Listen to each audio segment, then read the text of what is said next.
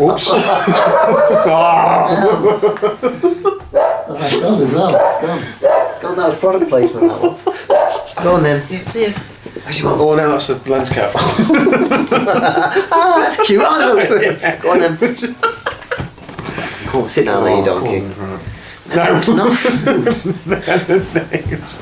Oh, that's right. Good afternoon, hello, welcome to the TriathlonDan YouTube channel. I am Daniel, this is Matt, aka Coach Woodnote. I'll leave a link to his coaching services down below.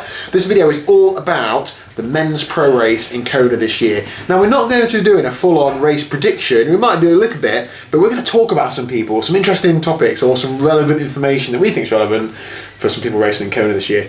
Now, we've both written a few names down on a bit of paper and put them in a bowl here. We're trying to keep them away from her. So we're going to take it in turns picking a name out. We're going to have a little bit of a discussion about them. And then that's it, isn't it, really? But if you've got anything to add to this, let us know down below. Should we dive straight into it? Let's go for it. That's good. Subscribe if you haven't already. Right, I'm going to go first. Go. Straight out about the big name. Boom. Gustav Eden. Right. We both put this name down, didn't we, really? I want to just acknowledge how funny the guy is. Absolutely brilliant. His Breakfast with Bob interview was hilarious. He's been wearing leopard print Speedos all week. He says he's a hobby photographer for Christian Blumenfeld. He said the Kona course is boring. Like, he's just like a breath of fresh air. He's clearly very smart as well. Brilliant guy. Obviously, he's going to be well in there in the race. I mean, to come in and have the level of professionalism, but also the level of entertainment and fun, it's great for triathlon. You know, we've had some great athletes over the years that have all raised the level of the profile, but I think the guys at the moment, and he's one of them. Yeah, brilliant. Brilliant. Your turn. Okay, let's see what we've got first. Okay, another one. Okay, so some of these are our picks and some are wild cards, and some are just... Yeah, so some we're going to... Like this one, for example, will have an impact on the day. Sam Laidlaw. So, firstly, I chose this person, because I think he's got great potential, he's still very young. He's going to impact the race because he's a great swimmer. What we'll talk on a kind of a serious note is, one of the big differences this year, there's not one or two fast swimmers who kind of go to the front and then they don't know what to do because they don't want to burn too many matches. Now there's going to be 6 uber swimmers who can work together and really put the uber bikers under pressure. So he's going to be one of those guys that really is part of that dynamic and really puts the race different to what we've seen previously. Are we going to talk about how nice he's been and Kona, how sensitive he's been? So I feel post Collins Cup, he seems to be like kind of working to be like super nice, and as 2 British guys who understand banter, you know, when you start winding somebody up like he did with Sam Long, like you see somebody's taking the bait and you don't just stop and go, oh sorry, that's offended you. Yeah. You keep going, and I just think it was really unfortunate that Sam Long got wound up and really kind of took the bait and stormed off, and then Sam Laidlaw was that and made the bad guy, and I think it was just kind of a joke, and it went wrong. So yeah, I'm like, Sam Laidlaw, be yourself, mate. We love to see it. You're young, you've got a great future ahead of you, but just be yourself, mate. Race. I mean, your Breakfast Bob interview said you're going to race how you'll race, but just be yourself, and yeah, I'm sure it's racing and it's fun, and I'm sure Sam Long didn't hold it against you, and you're all kind of mates after the... I know we're saying this like these people are going to watch this video out there. Yeah, I know, look, I've lost it, it's gone to my head. Right, we're not looking at these, but I can't see what they're... Oh, there we go. Camworth. I put this name down because I just really want Cam to do really well. I've always told you how racing crits and doing bike races is good for Ironman training. Yeah. So I'd love to see Cam do well, just so I can tell you. And he's obviously got a great sense of humour and personality. Yeah. Other than that, to be honest, I think he's going to struggle against the Uber bikers like Magnus Ditlev and others, because Cam, although he's a World Tour cyclist and very, very strong, he's not an out-and-out time trialer. And I think he's ridden very well in Ironmans, particularly on Ironmans when it's a more challenging course. So where was it he rode 10 minutes into Lionel Sanders on a more technical Ironman course. Because of that, there's not any opportunity for that in Kona, but it's just pretty straight. Is he still the course record holder at Kona, however? Yes. So, you know, he is strong cyclist, and everyone loves Cam. He's great for the sport, and I love my cycling, and you know, he's had the ideal prep because he did Super League, so I mean, nailed it. I think we'll see, although Ditlev probably swim faster than him, a chase group with Camworth in, and I think unfortunately he won't have that pace on the run because the level's so high now. But anyway, over to you. But we did the women's prediction. I kept doing too many, so I'm trying not to do two at a time. Being fair. Okay, so Kenneth Van Den Berg. Really hope I've pronounced that name correct. I mean, you've not spelt it right. So. I copied it off the bit of paper. he's only there because he beat me in Lanzarote and got his qualification spot. No, he did win Lanzarote and I did Lanzarote. Yeah. But yeah, good luck, Kenneth, because he's a really sound guy. Really hope he races as well. Another young guy. Cool. Right. Sebi Keenley, you put this down. Yeah, I put Sebi in. I do like Sebi. I mean, everyone loves Sebi, and I think he's obviously nearing the end of his career. As he announced that this will be his last Kona. I really want him to have the race. He's been running really well recently. I know, but he's admitted himself that he's not a bike superpower anymore. No. Not that he's down where he used to be, but just the standard has gotten so high. Go on, Sebi. Come on, one last time, one last dance. Oh, this one's yours. I'll let you even say the name, you love him so much. Andrew Hawthorne Turner. bit of a wild card pick. Very wild card, in fact. He's not racing Kona, but he will do one day. Remember the name? So I said Chrissy Wellington for the women, and you put Andy Hawthorne Turner. We're dead professional. But yeah, go on, Andy. We're right behind you, mate. Although he only ran 2 minutes quicker than me at Wales. So have that one, Mr. HT. Right, Josh Amberger. So he was always like the uber swimmer, and like I say, the dynamic of the race. It will benefit Josh because he won't be up there. I think he said in his Breakfast with Bob interview that when one year when I think Starkey and Cam came by him, he kind of sat on, and now he's going to be riding with similar level of ability riders, and I think he's a bit of a dark horse for me, mostly because I'm a massive fanboy and I once slipped into his DMs and he actually replied.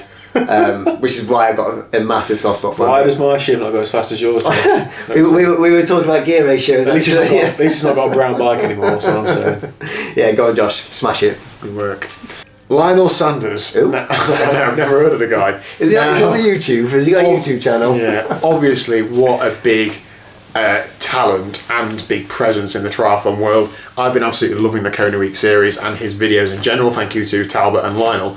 I really want him to have a good performance in Kona because I know that all the pros probably work just as hard as he does, but he's so public about all the work and all the struggles he's had, and that's difficult. I'm an amateur, but I do a similar thing, and I can empathise with him a little bit about how difficult it is. He probably doesn't read the comments though like I do, so I just want him to have a great race. But either way, I know he's going to do a great job for the sport, being an ambassador and getting the content out there. So yeah. However, if you all remember back to that lockdown period, the Zwift put on a Z series for pro triathletes. Yeah. And for some reason, I've got a very good friend called Jimmy Kershaw, who's a young professional triathlete. Big up, Jimmy. Finding his way in the world at the moment. Obviously, it's a cutthroat environment. But for some reason, he was invited to one of these races.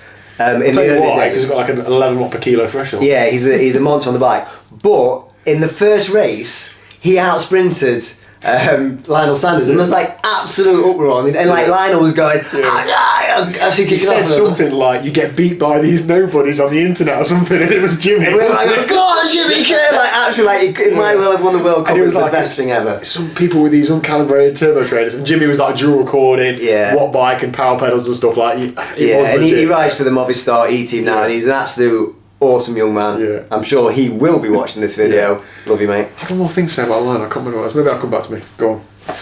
Okay, another one for you. Florian Anger. Florian Anger. Now, I haven't really got much to say about him in the race. I know he's a great athlete and I hope he has a great day. Please respond to my Instagram DM or email. Florian rides a Cube and he had it custom painted blue at the beginning of this year, and he's now gone on to the disc brake model. And I'd like to buy his rim brake one, please, because he's a similar height to me. Well, that's interesting, because my friend Chris Kilburn, who's also an amazing athlete, he's got a problem with a custom built part on his Cube that he cannot source. Right. So if he's selling his disc brake, his rim brake version, maybe you can help Chris out with a part. Thanks, Florian. Get in touch. Please get back to us. Is it me next? I've manipulated it. Okay, we'll leave the big one to the end then. Okay. Colin Chartier. Now we've seen him do very well at the PTO Dallas Open.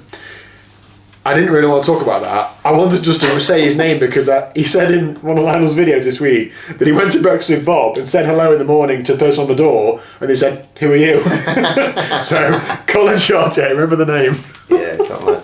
So we finish with the big dog, literally. So we're quite Brit-centric. If you've got picks that are from your country, if you indeed watch this video from another territory, But I might have put his name in the title as well, actually, for a bit of bait. bit of clickbait. Yeah. The big dog. We've just come back from Ironman Wales. Joe This Skipper, guy if that's not obvious. absolutely smashed up the run course after a big mechanical.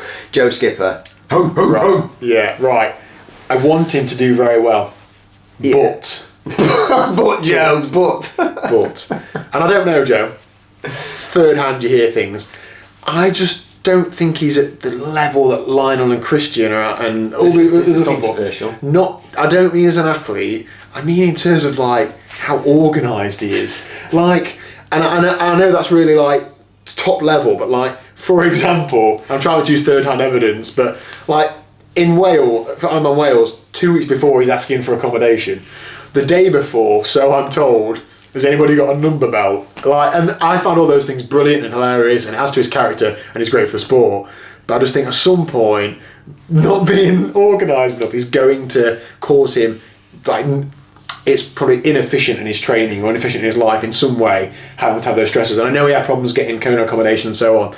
So I really want him to do very well. And I always reflect back on, there was a video he put up years ago, and he was in his garage, in his laptop on top of a bin, doing a big turbo session. And I think that's absolutely brilliant because he was doing really well then. But I'm going to like stick up for jokes. Like, who hasn't been to a triathlon? I'm not going to go and forgot a number belt. yeah. I mean, we've all got 17 number belts because we forget them every race. I used to live in Norfolk as well, and I was at another event where I think he forgot his number belt and his goggles. So I mean, I've been in the same race as Joe.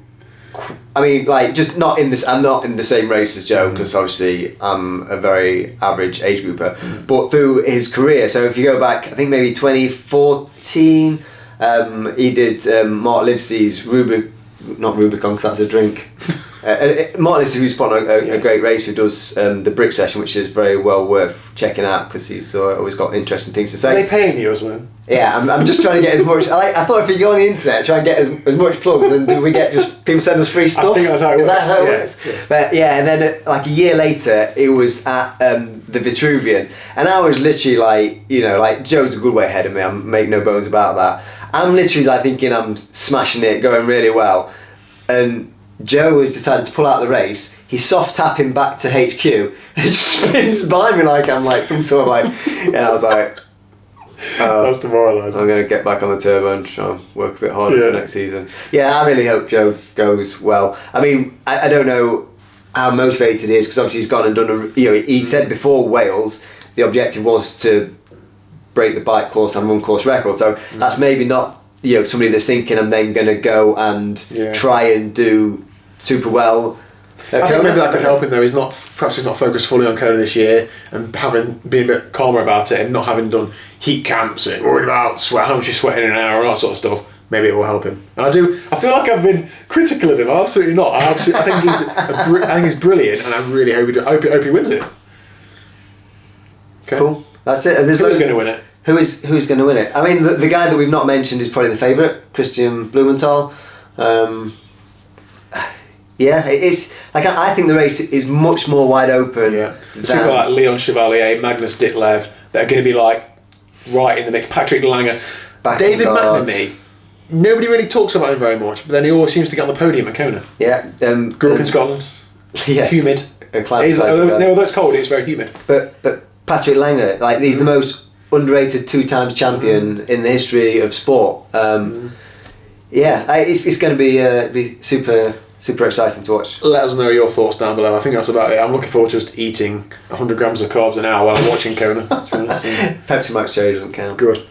Thanks for watching. See you later.